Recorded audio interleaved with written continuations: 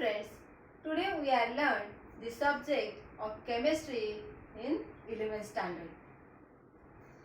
मित्रांनो, 10वी पास झाल्यानंतर आपण जेव्हा 11वीला जातो, सायन्स ही स्ट्रीम चूज करतो, तेव्हा आपल्या समोर एक ना दोन ना टोटल 11 विषय येऊन उभे राहतात. Chemistry, physics, biology, math, computer science, IT, and other language subjects we know very well, such as Marathi, Hindi, English, and so on. Sanskrit.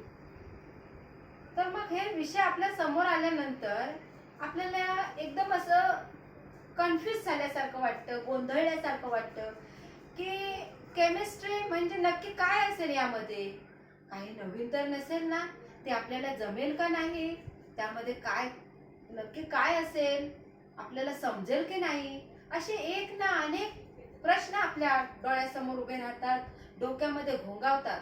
पण मित्रांनो, घाबरण्याचं मुळीच कारण नाही.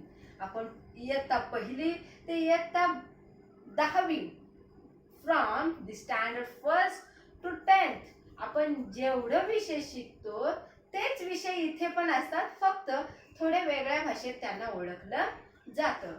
आणि त्यातलाच आपण आज केमिस्ट्री हा विषय घेणार आहोत. Subject name chemistry, the chapter, first chapter, some basic concepts of chemistry. Today we are learn about some basic concept of what? Chemistry.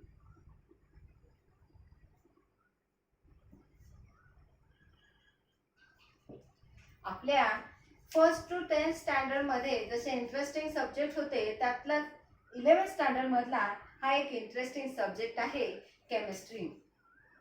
In our daily life we saw various chemical processes, such as air we breathe, then fluids we drink, then food we eat, then our clothing, our transportation, our fuel supply.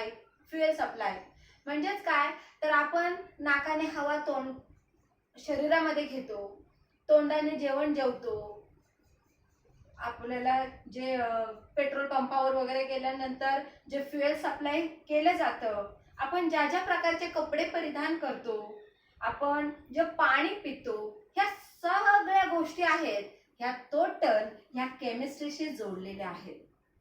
ह्या सगळ्या गोष्टी ह्या रसायनशास्त्राशी जोडलेल्या आहेत. जिथं जिथं chemical reaction, जिथं जिथं एका गोष्टीकडून दुसरी गोष्ट तयार होते, तिथं तिथं आपल्याला केमिस्ट्री म्हणजेच रसायनशास्त्राचा अनुभव येतो.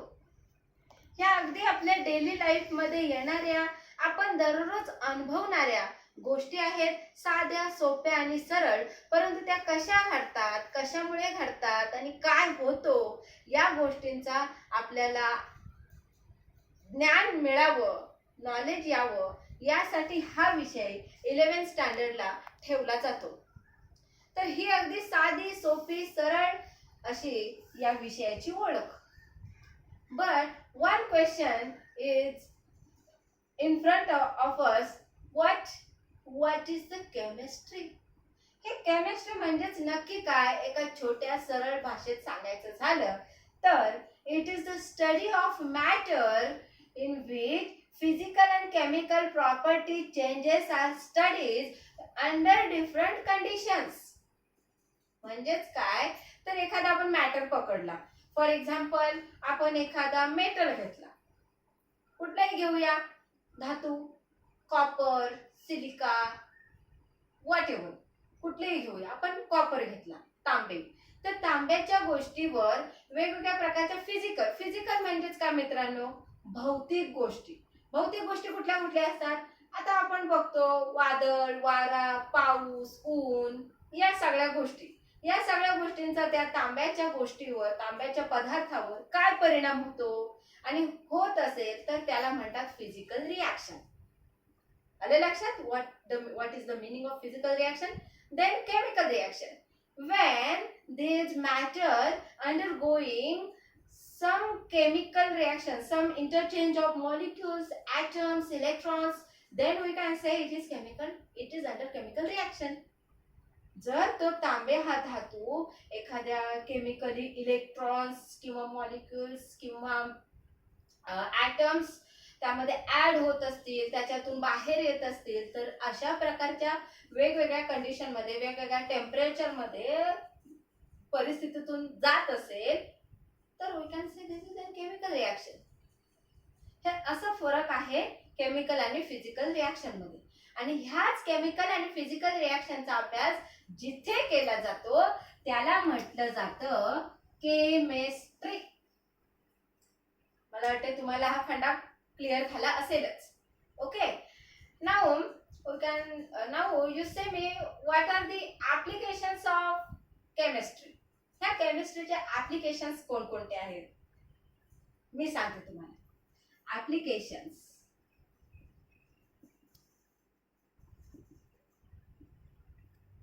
what are the applications of chemistry? Number 1, it is applied on medicines.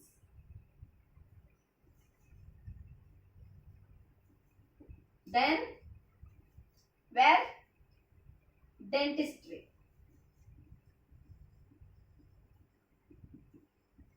Then what? Engineering.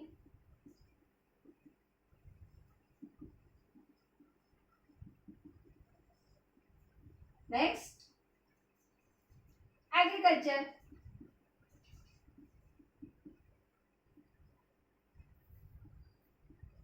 Next, daily home use product.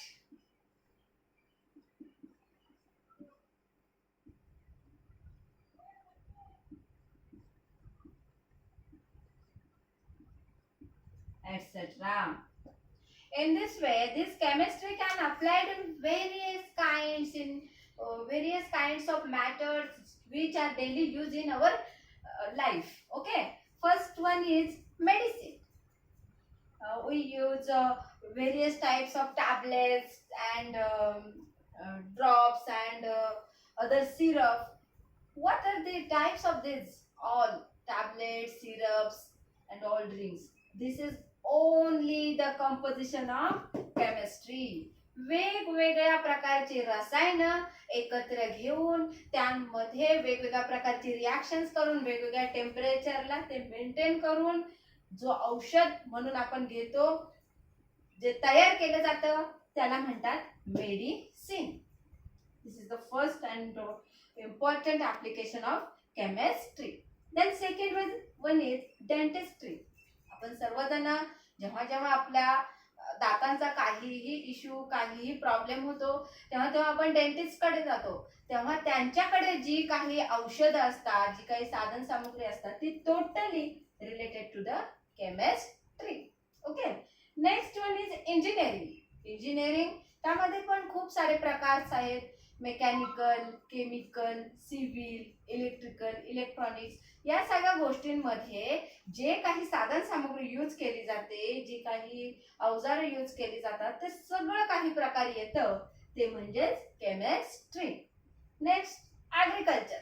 शेतीमध्ये देखील वेगवेगळ्या प्रकारची रासायनिक फवारणी केली जाते, खतांचा वापर केला जातो, वेगवेगळ्या प्रकारचे अवजारे वापरली जातात, नवीन टेक्नॉलॉजी यूज केल्या जातात. These are the also application of chemistry. Next one is daily home use product which is very nearest to us. हे सगळ्यात जवळचं कारण, हे सगळ्यात जवळचा अनुभव आपल्यासाठी आहे. आपण डेली यूज मध्ये सकाळी उठल्यानंतर रात्री झोपेपर्यंतच्या जेवढ्या काही गोष्टी यूज करतो, these are all the applications of chemistry. Okay friends, then we learn about the types of chemistry. Traditionally means पारंपरिकरित्या या केमिस्ट्रीचे 5 ग्रुप्स डिव्हाइड केलेले आहेत. Traditionally, chemistry is divided into 5 main groups. Okay, then number 1. What are the 5 groups?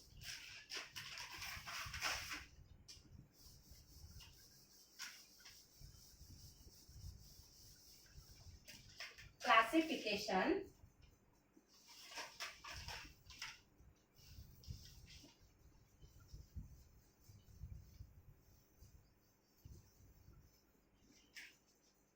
classification of chemistry. This chemistry can be divided into 5 groups. Number 1, organic. Okay. Number 2, inorganic. Okay. Number 3, physical. Number 4, bio. And number 5, analytical. Okay. Now one question is arise in front of you. What is the meaning of organic? आता हे organic काय आहे बरं? This organic is totally related to the compound of carbon. What? Compound of carbon. म्हणजेच काय? तर कार्बनशी related जे काही मॅटर असेल, जो काही ॲटम असेल, तो येतो ऑर्गॅनिक मध्ये. त्याचा अभ्यास केला जातो ऑर्गॅनिक केमिस्ट्री मध्ये. Clear?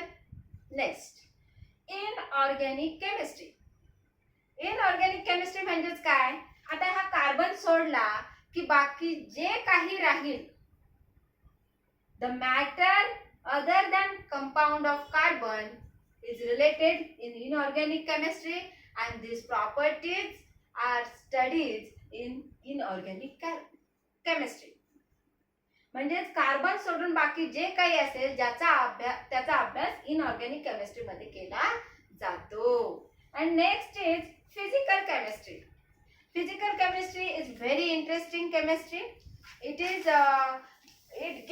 It provides the framework for all other branches of chemistry. It gives the relationship between atoms, molecules, electrons, and all fundamental concepts which are related to the matter. That is why physical chemistry plays an important role in between all these 5 groups of chemistry. Next one is biochemistry. Bio means जीवशास्त्राशी related जे काही रासायनिक बदल आणि भौतिक बदल एखाद्या matter मध्ये होतात, त्याचा अभ्यास बायोकेमिस्ट्री मध्ये केला जातो. And 5th one is analytical chemistry. Analytical chemistry gives an analytical study of chemistry which are related to in all the other types of chemistry such as organic, inorganic, physical, bio, etc. Okay, I think you get very well about chemistry, basic concept of chemistry. Okay, in next chapter we learn the another concept of chemistry which plays an important role in our daily life, such as matter. Matter म्हणजे काय असतं, त्याचे काय प्रकार पडतात आणि तो कसा डिवाइड केला जातो, कसा अभ्यास केला जातो, कसे रिॲक्शन्स होतात, याचा अभ्यास आपण पुढील चॅप्टर मध्ये पाहू. Okay, thank you.